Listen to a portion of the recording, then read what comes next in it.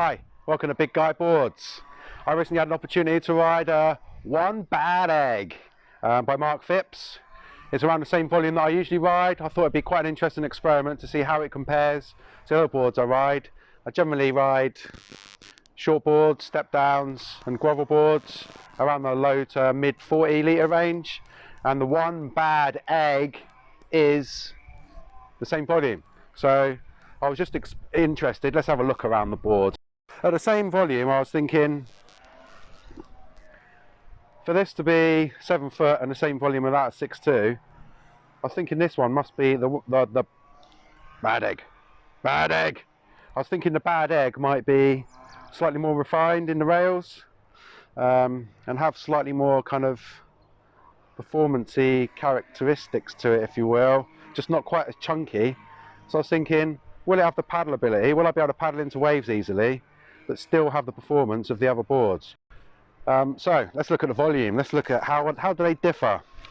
This is the Matta SSB. So these are the two boards I'm riding really at the moment. That's an SSB.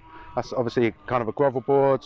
That's more of a performance short board. That's the Driver XL by Matta. So they've both got similar volumes. So this one is 6'2", 21.5, 2.87, 44 litres. This one, almost exactly, Bad Egg, Bad Egg. That is One Bad Egg. This Bad Egg, One Bad Egg, 7.0, 20.5, 2 3/4. So the main difference between these two is the One Bad Egg has 1 inch less thickness. Apart from that, obviously also 10 inches longer as well.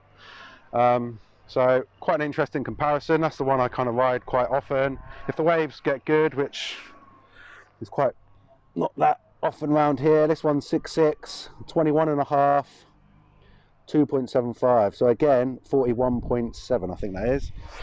So again, the Bad Egg is 1 inch thinner than both, but a similar thickness. Let's look at some footage and see how it went.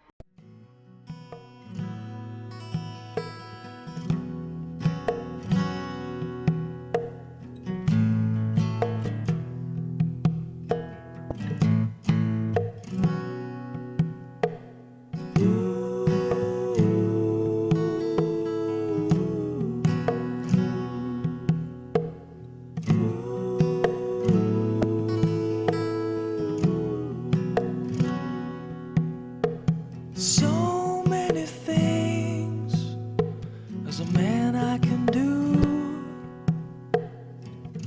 I sit alone here and I wait for you, but nobody writes anymore these days. Am I wasting my time? What's a 2 and 8?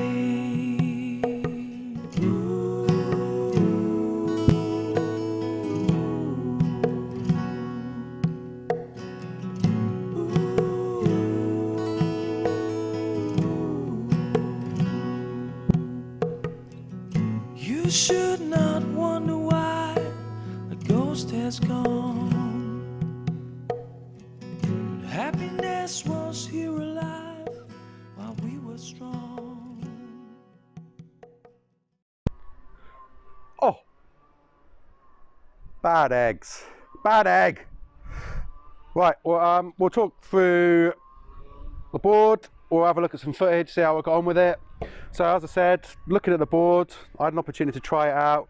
I was really excited about trying it. I was really curious, as it has the same volume as the other boards I ride, but obviously a bit longer. So I thought the fact it was stretched out, you might have a bit more kind of performance-y attributes towards the rails, a bit more thinned out because it's been stretched. Thinner as well, so I thought maybe rail to rail it might feel good, and maybe just slightly counteracted by the added length in the nose. So I was expecting similar kind of performance to the other boards I ride. So that was the idea. So we'll talk through some of the characteristics first. design features. So nicely pulled in, kind of rounded pinny tail, I guess you'd call it a round thumb tail maybe. So a bit holding, slightly better waves. Obviously a bit of volume carried through the nose, but not a completely round nose. And then relatively flat on the rocker. And bottom contours, it's got a very subtle double that feels as though it runs all the way through the board. A subtle double, possibly a V. It feels more like a double though. And then there's a V right out to the tail as well. So interesting, not a single to double, but a double running right through. What does that do? Comments below. I'm not sure. So I'll just talk through how it felt to ride. So yeah, we'll look at some footage and see how it went. So conditions I've had it in mostly around kind of shoulder high-ish, I'd say. It's a bit of a funny wave. It kind of backs off and then kind of breaks at the last minute. It looks like it's going to break and then doesn't. So I thought this would be really good for that, with a kind of extra paddleability with the nose. And yeah, that's the first thing I found with it straight away. Really easy to paddle in to waves. Really good wave catcher, which was great.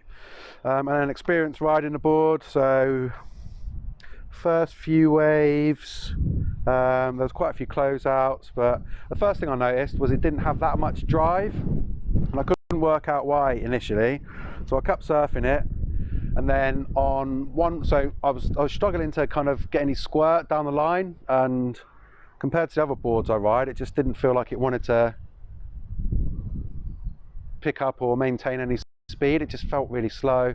And then on one wave there was a nice section potentially I could have hit, so I went to do quite a big bottom turn, and the tail completely slid out on me, and it wasn't like a subtle twitch, it completely went, and I thought I'd kind of bust the center fin or one of the fins out or something, but then I realized the fins I'm riding are actually really small compared to what I ride.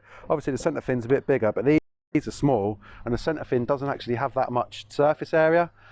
And then it kind of dawned on me that, you know, I'm used to riding the XL fins, and when I talked about those previously, I'll put a link up, is it this side? I'll put a link up here to my fins, but I've said previously, before I started riding the double XL size fins, I didn't realise how much I was nursing turns on my board, and now I've got used to really leaning into turns, so I went to really lean in on this, and it just completely lost the tail. And I've got a suspicion that's also why I was struggling to get any drive down the line, or even in and out of turns. So it's kind of an unfair review, unfair test really. So if I can get hold of the board again, I'm just waiting for some new stock on my fins. It should be here in a couple of weeks at the time of filming. So if I get bigger fins in it, I think I'll do another test. But from my experience so far and what I've gathered, so taking the fins into account, it felt all right, but it wasn't as much performance as I thought really. So after the tail sliding out, another wave I was going down the line, I was just trying to climb up to the kind of speed pocket of the wave. So I kind of drove off the bottom, come up to the top, and it just felt really, it got completely stuck, and it was almost me trying to transition from the inside rail to the outside rail just to go back down and pump back up the wave, and it just didn't do what I was expecting, and I completely lost it and just fell off, as you'll probably see in the footage. I've got a feeling that's the added length. Now, what my expectations were, because it's an inch thinner than the other boards, I thought you'd imagine that rail to rail it'd be easy. An inch is quite a lot to have different, so I thought the transition from one rail to another would be kind of really surprised me, but it kind of did surprise me, but in the wrong way. And it might also have something to do with the added length as well. At 7 foot, I think it just, again, swing weight. I talk about swing weight quite a lot in my videos. I think the swing weight of getting the board from going kind of facing up the wave to back down the wave, it just kind of held there for a while, and yeah, I just kind of lost it. So that was kind of not too good for me. I think it's the kind of board you need to get used to riding if you're coming from a short board.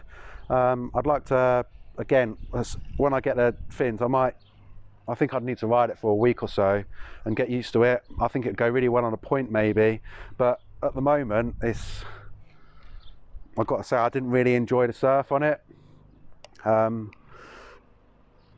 Yeah, so now this is an amazingly popular board. Loads of people love it, and this is just my personal opinion of the board, and it just didn't work for me, but it will work. I know it would work for loads of people, and it's interestingly compared to a mini mal. I rode a mini mal quite recently, and it doesn't feel as stiff as a mini mal, and it almost feels as though I'm kind of almost feels like I can start turning it more like my shortboards, but then when I really try and do a decent turn on it, it just doesn't give me what I want, and I end up kind of, as you'll see in the footage, not getting very long rides. But yeah, I think if I rode it quite a bit, I'd probably get used to it and quite enjoy it. So the sort of person this would suit. So obviously it was also interesting as a heavier surfer, from a heavier surfer's point of view. Generally, a mid-length, you're riding a few more litres than your recommended literage. It's usually about 5, maybe 5 plus, between 5 and 10 litres, maybe more. But interestingly, for a heavier surfer, a mid-length is actually your ideal volume, or in my case, in a lot of people's case. So it would probably suit someone who's kind of transitioning from beginner to intermediate, who wants to be able to turn a bit more, but still has the easy paddling ability. It'd be great for that, and I think it would go in a lot of conditions. I think it will go in smaller waves if you're just kind of going down the line a bit. And I'm going to try it when I get the better fins. I wouldn't trust it at the moment with the smaller fins. I just wouldn't be able to trust it on the bottom turn. But when I get some better fins in it and get another go on it, I might try it in some more solid waves on the point break as well. So look out for video number 2. Thanks for watching. Now forever we endeavor to shake it off, as we all know what's gone is gone.